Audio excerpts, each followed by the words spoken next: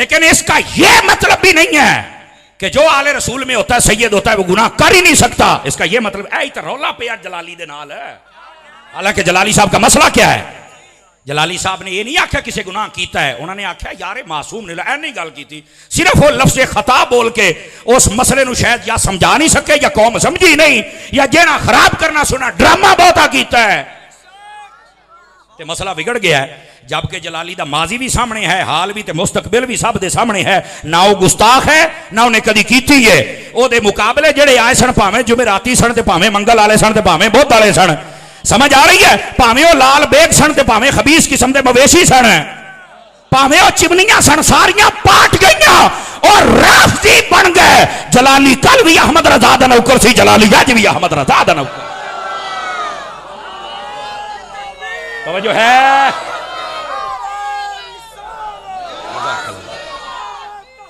बोलो तवज्जो है, कोई नहीं है।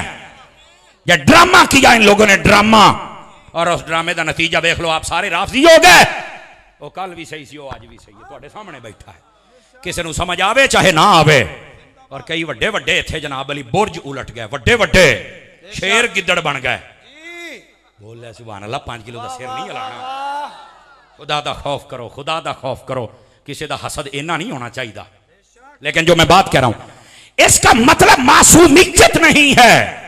मासूम का क्या मतलब है? जो गुनाह कर ही नहीं सकता। बाकी हस्तियां सहाबा या अहले बैत या वली, इनमें इम्कान होता है, अल्लाह बचा लेता है, बस अल्लाह ऐनी गल है। लेकिन यह कहना कर ही नहीं सकते, और बस है। इस तहारत का मतलब तहारत एतिकादी है, तहारत अमली है और तहारत खानदानी है।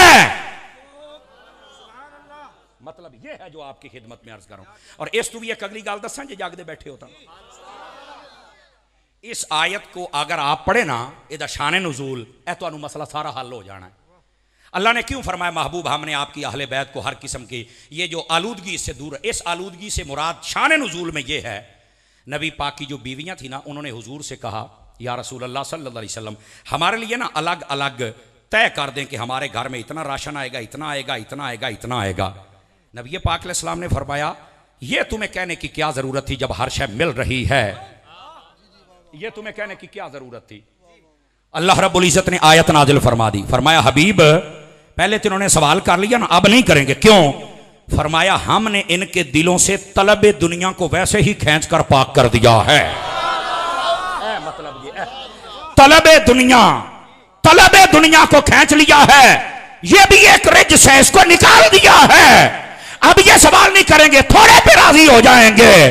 तो अहले बैत की तहारत का मतलब ये है कि हमने तलबे दुनिया इनसे खींच ली है, वो तुमसे दुनिया तलब नहीं कर सकते। तो मैंने कहा नबी की अहले बैत अगर नबी से माल तलब नहीं कर सकते तो सैयदा पाक ने अबू बकर से बागे फदा कैसे तलब किया, बताना।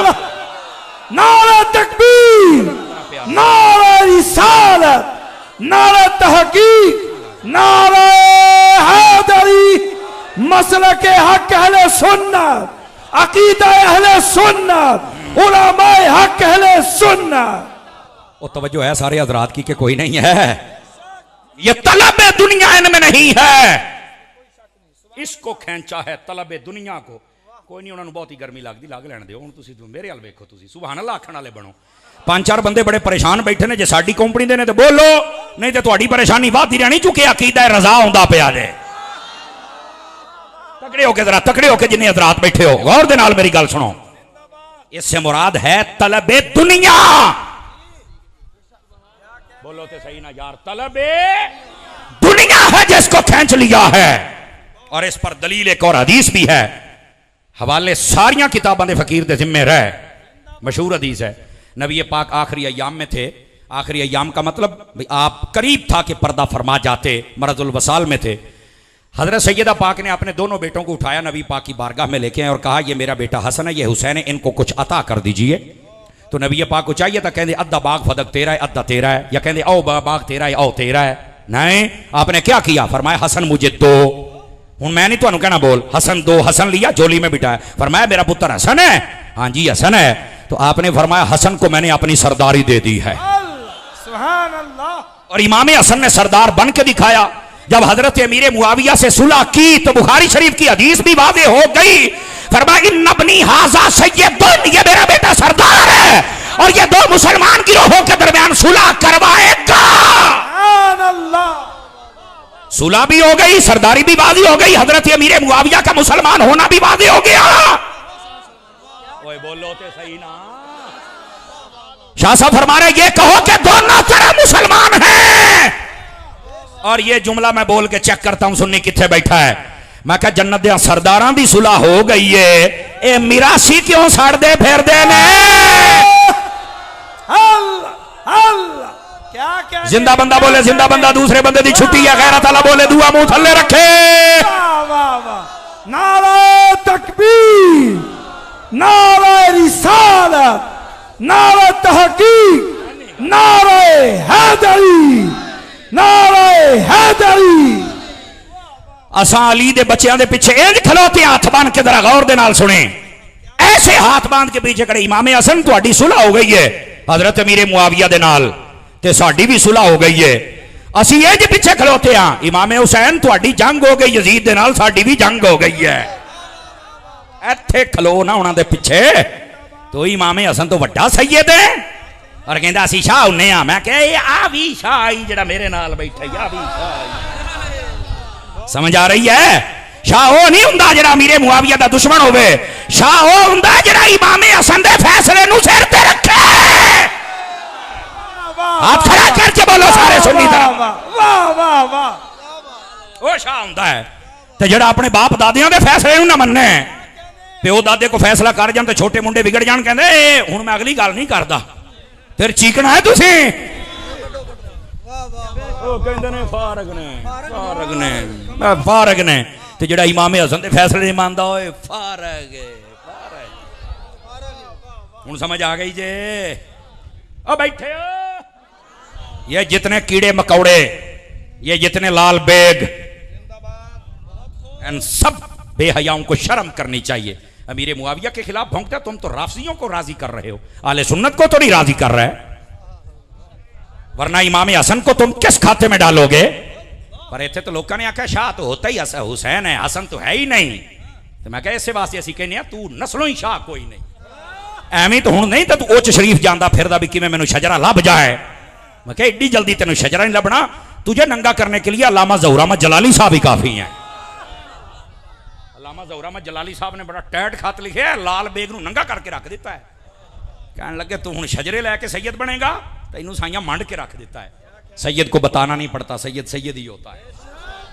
लेकिन याद रख लें गुस्ताख नहीं होता सैयद, और सुन्नी ये भी गुस्ताख नहीं होता। ना सहाबा का ना अहले बैत का, मेरी बात लिख लें आप हज़रात, इस वास्ते कच्ची बातें अपने ज़हन से निकाल दें। समझ आ रही है?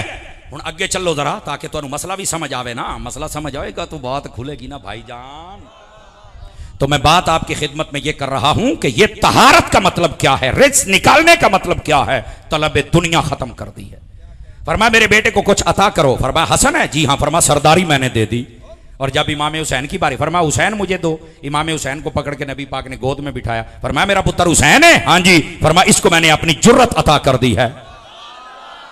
और फिर करबला में इमाम हुसैन की जुर्रत देख लो कैसी है।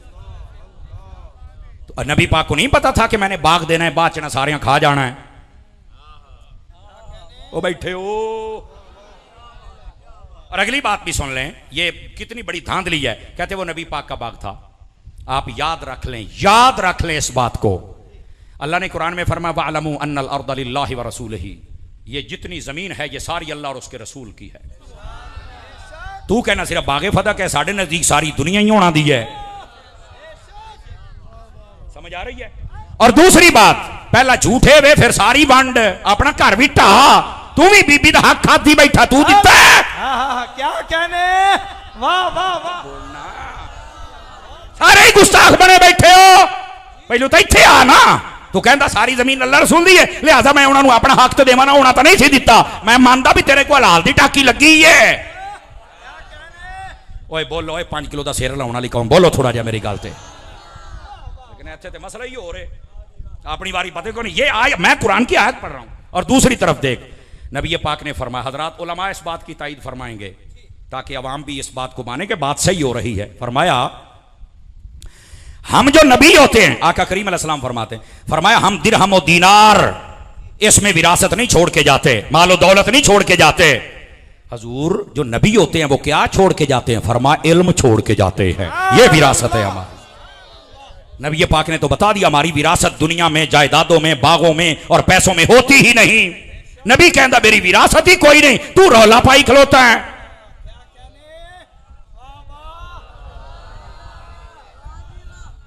समझो इस मसले को यार, लोगों ने तमाशा बना दिया। गई कि हजरत अबू बकर के पास गई, उन्होंने दिया ही नहीं। तो मैं क्या पहला खलीफा थे अली है बकौल तेरे। बहुत खूब। तो हजरत अबू बकर के पास गई क्यों थी?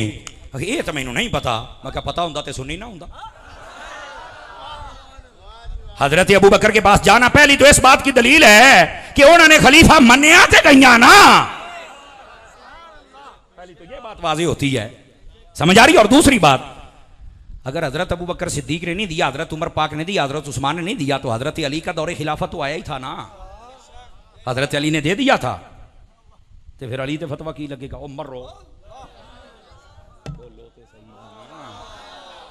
को गल करो करने वाली। 6 महीने इमामे हसन भी रह सन खलीफा, ये तो इमामे हसन भी गए। खैर आई कहानियां छड़ दियो, इनको किसी चीज की जरूरत नहीं थी। क्यों? मैं कह जे बच्चे जन्नत के सरदार हों उन्होंने केड़े बागां दी लोड़ है? पहले तो मैंने ये समझाना को लॉजिकली पॉइंट पे बात कर लेते हैं। जो खुद जन्नती औरत और सैयदतु निसाइल आलमीन, कायनात के औरतों की सरदार, मलका जन्नत, उसको क्या क्या यार मुझे बताओ ना, उनको जरूरत ही नहीं है।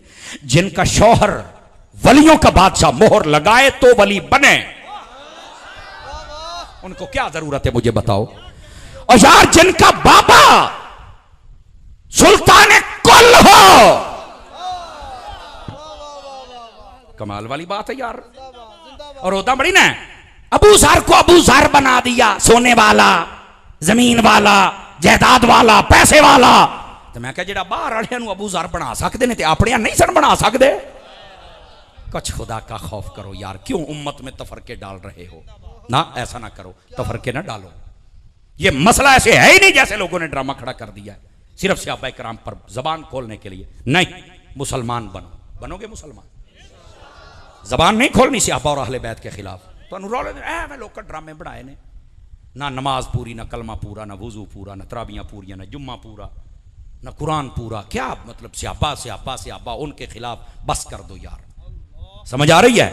वरना दुनिया तो बर्बाद हो ही गई है, कब्र हशर भी बर्बाद हो जाएगी। खुदा का खौफ करें। और अब जरा वापस पलटे ताकि इस मसले को मजीद खोलूं आपके सामने। जज़ाकल्लाह। यह है असल मसला, जिस मसले को समझना इंतहाई जरूरी है कि नबी पाक सल्लल्लाहु अलैहि वसल्लम, आपके सहाबा हूं या आपकी अहले बैत हो, उनके ऊपर जबान तान ये दराज नहीं करनी। मसला नहीं समझ आया? किसी आलिम से पूछ लो, कुरान में देख लो, हदीस में देख लो, मसला हल हो जाएगा। अब बात समझ आ रही है आप हज़रात को? तो ये इस आयत करीमा का मफहूम है। अब आइए, एक आयत मैंने पढ़ी सहाबा के बारे में और एक अहले बैत के बारे में, अभी उनकी वजाहत हुई है। अगर आप थोड़ा सा साथ मेरा और दे दें तो अब अहादीस सुनाना शुरू करूं आप हज़रात को। नबी पाक अलैहिस्सलाम ने अपनी अहले बैत के बारे में क्या फरमाया? मेरे आका करीम अलैहिस्सलाम फरमाते, मन अबग़द अहलल बैत फहुवा मुनाफिक। फरमाया जो मेरी अहले बैत से बोझ रखता है पक्का मुनाफिक है। और याद रख ले, यहां कोई बैठा है कि इस शोबे से ताल्लुक है, मैं नहीं जानता। अगर तेरे दिल में आले रसूल का प्यार नहीं तो सुन ले, तू मुनाफिक है। अगर बुग़्ज़ है तो तू मुनाफिक है। अपने दिल में से बुग़्ज़ को निकालना पड़ेगा। लेकिन सिर्फ यहां तक बात नहीं भाई। नबी पाक ने अपने सहाबा के बारे में क्या फरमाया? मेरे आका फरमाते हैं, मसलु अस्हाबी फिन्नासी कमसलिल मिल्ह फित्तहाम। फरमाया मेरे सहाबा की मिसाल कायनात के लोगों तुम्हारे अंदर ऐसे है जैसे तुम्हारी हंडिया में नमक होता है। हंडिया में नमक, क्या मतलब है इसका? फरमाया जिस तरह हंडिया में नमक न हो उसे कोई पसंद नहीं करता, इसी तरह जिस दिल में सहाबा का प्यार न हो उसे रब रसूल और फरिश्ते और ईमान वाले पसंद नहीं करते। सुभान अल्लाह, सुभान अल्लाह। अब समझ आइए आप हज़रात को, सहाबा का प्यार रखना दिल में यह भी जरूरी है और अहले बैत का प्यार रखना दिल में यह भी। समझ आ गया मसला? कितनी हदीसें हो गई? आ जाओ तीसरी हदीस शरीफ आपकी खिदमत में अर्ज करूं, नबी पाक अलैहिस्सलाम की अहले बैत के बारे में। आका करीम सल्लल्लाहु अलैहि वसल्लम आपने इरशाद फरमाया, इन्नी तरक्तु फीकुमुस सकलैन, फरमाया मैं तुम्हारे दरमियान दो भारी चीजें छोड़ के जा रहा हूं। लौ इन तमस्सकतुम लन तदिल्लु, अगर तुमने दोनों को थाम लिया तो तुम कभी गुमराह हो सकते, सीधे रास्ते पर रहोगे। पूछा गया क्या क्या? फरमाया किताबुल्लाह व अहलु बैती इतरती, एक अल्लाह का कुरान है, दूसरी मेरी अहले बैत है, इनको थाम लो। यहां पर किसी की नब्ज फड़क सकती है और वो ये कह सकता है, बीमार और मरीज वो कह सकता है, देखो भी इतने कुरान ते अहले बैत है, सहाबा ते है नहीं को नहीं, तुसी एवं सहाबा दे नारे लाई रखते हो। क्यों भाई? मैं जरा अहले इल्म के चेहरे भी देखता हूं ना, ताकि ये भी तायद करें, ताकि कौम नू समझ आवे वो गल होने लगी है यार। दौड़ा शेर माइया तो मैं पढ़ना ही कोई ना, मैनू आउंदा है, लेकिन गल तो सुनो ना शेर बन के। अब कोई कह सकता है ना कहते हैं कुरान के अहले बैत से अबद है ही कोई नहीं, अच्छा फिर छड़ दइए, जगल जानती ना हो, तेनू बड़ा पता है तो फिर कितना समझिए। मैं क्या तेनू अतार दा नौकर समझाएगा, नहीं समझ आउंदी पई, इंज इंज मसला तेनू समझावांगा तो गल ही को नहीं बच्चा। कहता वो कैसे?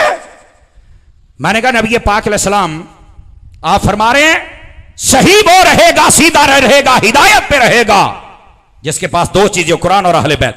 नबी पाक नुस्खा दे रहे थे कयामत